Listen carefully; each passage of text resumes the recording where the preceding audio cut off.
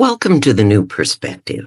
I'm Denny, and I'm here to help us figure out how to choose love in this insane world we're living in. We are living in a world that's filled with contradiction, filled with pain, filled with fear, filled with hate. How do we learn to choose love? The first thing we need to do is figure out what love feels like. Now, how many of you have children? How many of you have been present at the birth of a child, or even for a few days afterward, holding that newborn in your arms? When you look into their eyes, that feeling, that's love. Now, that's not the only place we find it. We find love when we look at our little fur babies. We find love with our partners. But the thing to remember is when it's not love, it's fear. Oh, and we have been so filled with fear. So here we go.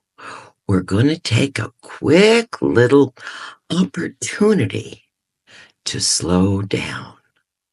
Take both hands, put them on your heart. Close your eyes. This is the place. This is the new reality. Feel it from your heart, from the depth of everyone you have ever loved. Way back to your love of Santa Claus. Come on, feel that love.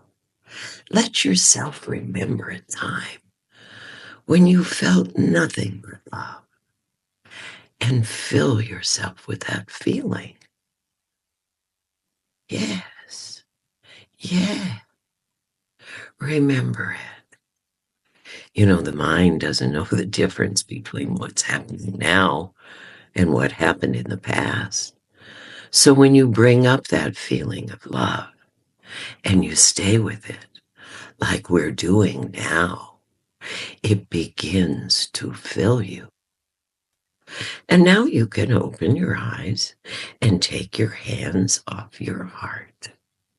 Yes, we're now moving into a reality that comes from the heart. We're in a huge flux, a huge change. We have learned to live our lives from the outside in. How do I look? What kind of car do I drive? What do my neighbors think of me? Outside in. Now we're making the shift to the inside out. Who do I love? What does it take for me to feel good inside? How do I learn to develop an inner sense of well-being? How is it I can begin to make the choices that promote that inner sense? That's what it is to choose love. And so when things are there and presented before us, stop. Close your eyes if you need to. Check inside. Does this promote an inner sense of well-being? Does seeing all these scary things outside promote that inner sense of well-being? If it doesn't, then it's fear. And it's time to recognize that we are being filled with fear. Now, that's just so that it gets really clear as to what fear is, so that we can learn to make that other choice. And when that other choice isn't outside, find it inside. You see, kids, all of us, we're children of a higher being, a higher consciousness. Some call it God, some call it spirit. Some call it energy that has been guided and directed to fill a physical body. a meat suit to walk around in, to have this glorious experience of life. Oh, but please, please, please don't let fear take you down. Find the love. Find it and hold on to it.